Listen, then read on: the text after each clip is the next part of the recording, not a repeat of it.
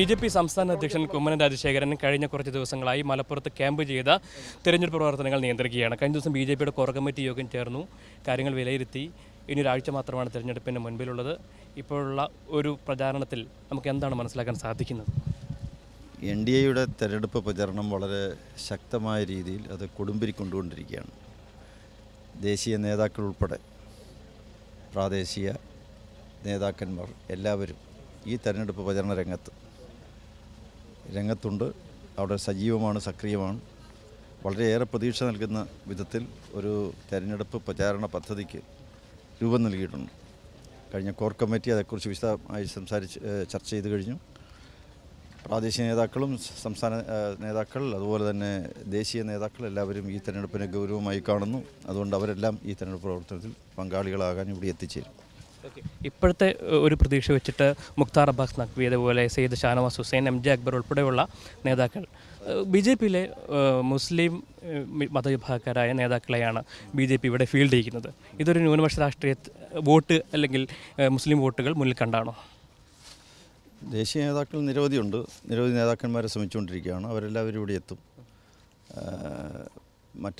അതോടൊപ്പം തന്നെ ഇവിടെ ന്യൂനപക്ഷ വിഭാഗങ്ങൾ ഇവിടെ ഉണ്ടെന്നുള്ളതൊരു വാസ്തവമാണ്. അപ്പോൾ ന്യൂനപക്ഷ ക്ഷേമം കൈകാര്യം ചെയ്യുന്ന മന്ത്രിയും ഇവിടെ എത്തി ന്യൂനപക്ഷങ്ങൾക്ക് വേണ്ടി ചെയ്തിരിക്കുന്ന എന്തൊക്കെയാണ് ദേശീയ രാഷ്ട്രീയത്തിൽ ചെയ്തിരിക്കുന്നത് എന്നുള്ളതിനെക്കുറിച്ച് വിശദീകരിക്കേണ്ട ബാധ്യത അദ്ദേഹത്തിനുണ്ട്. അത് ഒരു ആരെങ്കിലും പ്രീണിപ്പിക്കാനും പ്രീതിപ്പെടുത്താനുമല്ല. രാഷ്ട്രീയത്തിൽ ഒരിക്കലും പ്രീണന നയവും പ്രീതിപ്പെടുത്തലും ഒന്നും ഭാരതീയ ജനതാ പാർട്ടിയുടെ ലക്ഷ്യമല്ല. ചെയ്യുന്ന കാര്യങ്ങൾ വെട്ടിത്തുറന്ന് പറയുന്നു, ജനങ്ങളത് അറിയണം എന്നുള്ള ആഗ്രഹമുള്ളതുകൊണ്ട് അവർ ഒക്കെ ഇവിടെ വന്നത് വിശദീകരിക്കുന്നു എന്നുള്ളത് മാത്രമേ ഉള്ളൂ. UDFും CPMും തമ്മിലുള്ള ഒരു ബന്ധത്തെക്കുറിച്ച്, ഒരു സഖ്യത്തെക്കുറിച്ച് BJP ആദ്യം മുതൽ തന്നെ ആരോപണം ഉന്നയിച്ചിരുന്നു. ഈ പ്രചാരണ ഘട്ടത്തിൽ പ്രചാരണം മുന്നോട്ട് പോകുമ്പോൾ അത് നമുക്ക് ഈ ഫീൽഡിൽ നിന്ന് നമുക്കത് ഫീൽ ചെയ്യുന്നുണ്ട്, അങ്ങനെ ഒരു ബാന്ധവമുള്ളതായിട്ട്. LDFും UDFും അവർ വെറും ഒരു സൗഹൃദ മത്സരം എന്നുള്ള നിലയ്ക്ക് യാന്ത്രികമായി നടത്തിക്കൊണ്ടിരിക്കുന്ന പ്രചാരണ പ്രവർത്തനങ്ങളാണ്. ഹൃദയത്തിൽ തട്ടി വീറോടും വാശിയോടും കൂടിയിട്ടുള്ള പ്രവർത്തനമല്ല അവരുടേത്. അവർ രണ്ടുപേരും ജയിച്ചാലും ഈ നിയോജകമണ്ഡലത്തിൽ പ്രത്യേകിച്ചൊന്നും സംഭവിക്കാനും പോകുന്നില്ല. കാരണം രണ്ടു കൂട്ടരും ആര് ജയിച്ചു കഴിഞ്ഞാലും ദേശീയ രാഷ്ട്രീയത്തിൽ അവർക്കൊരു സംഭാവനയും ചെയ്യാൻ പറ്റില്ല. പ്രതിപക്ഷത്തവിടെ പോയിരിക്കാനേ പറ്റും. അതേസമയം BJP ഈ രണ്ടു കൂട്ടരുടെ എതിർപ്പിനെ നേരിട്ടുകൊണ്ട് തന്നെയാണ് മത്സരരംഗത്ത്. അപ്പോൾ ഇതിനെ വളരെ വാശിയേറിയ ചൂടേറിയ ഒരു തെരഞ്ഞെടുപ്പ് ആയി തന്നെയാണ് ഭാരതീയ ജനതാ പാർട്ടി ഇതിനെ കാണുന്നത്. LDFും UDFും തമ്മിൽ നയങ്ങളിൽ വിശ്വാസമില്ല, സമീപനത്തിലും കാഴ്ചപ്പാടിലും വീക്ഷണത്തിലും യാതൊരു വ്യത്യാസവുമില്ല, ആശയത്തിലും പ്രത്യയശാസ്ത്രത്തിലും വ്യത്യാസമൊന്നുമില്ല.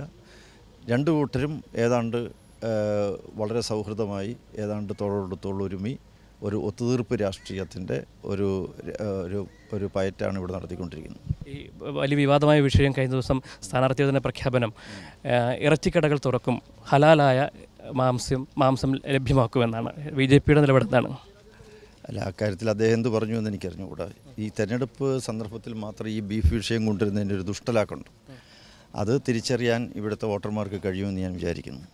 അതുകൊണ്ട് ഇവിടുത്തെ പ്രധാനപ്പെട്ട പ്രശ്നം അരിയുടെ പ്രശ്നം, അന്നം, വെള്ളം, മണ്ണ്, കിടപ്പാടം, തൊഴിൽ, ഇതൊക്കെയാണ്.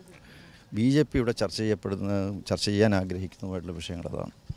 ബീഫ് ഒരു തെരഞ്ഞെടുപ്പ് വിഷയമല്ലെന്നാണോ? അതൊരു വിഷയമേ അല്ല. ഈ ശിവസേനയുടെ മുഖപത്രമായ സാമ്ന എഴുതിയിരിക്കുന്നത് BJP മലപ്പുറത്ത് അവരുടെ നിലപാട് വ്യക്തമാക്കണമെന്നാണ്. സാമ്ന എഴുതിയിരിക്കുന്നു, എനിക്കറിഞ്ഞുകൂടാ, അത് ഞാൻ വായിച്ചിട്ടില്ല. അത് ശിവസേന എന്ന് പറയുന്നത് ദേശീയ രാഷ്ട്രീയ കക്ഷിയാണ്. ഭാരതീയ ജനതാ പാർട്ടിയുടെ ദേശീയ രാഷ്ട്രീയ നേതാക്കന്മാരാരെങ്കിലും അതിന് മറുപടി പറഞ്ഞോളൂ.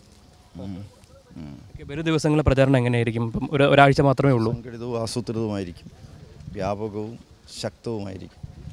എല്ലാ നേതാക്കന്മാരും ഇവിടെ തന്നെ ഇപ്പോൾ തന്നെയുണ്ട്, സംസ്ഥാന നേതാക്കന്മാരെല്ലാവരും അതിൻ്റെ ഗൗരവത്തിൽ കാണുകയും ഈ മലപ്പുറം തിരഞ്ഞെടുപ്പ് വേണ്ട വിധത്തിൽ കാര്യഗൗരവത്തോടുകൂടി തന്നെ കണ്ടുകൊണ്ട് ഒരു വലിയൊരു കുതിച്ചുചാട്ടത്തിനുള്ള സന്ദർഭമായിട്ട് ഭാരതീയ ജനതാ പാർട്ടി ഈ തെരഞ്ഞെടുപ്പിനെ കാണുകയാണ്. ഈ UPയിലുള്ളതുപോലെ ഒരു ന്യൂനപക്ഷ ഏകീകരണം ഉണ്ടാകുമെന്നാണോ? ന്യൂനപക്ഷങ്ങളുടെ ഇടയിൽ അവർക്ക് വലിയ വിശ്വാസവും അനുകൂലമായ പ്രതികരണവും ഇവിടെ നാടെങ്ങും ദൃശ്യമാണ്.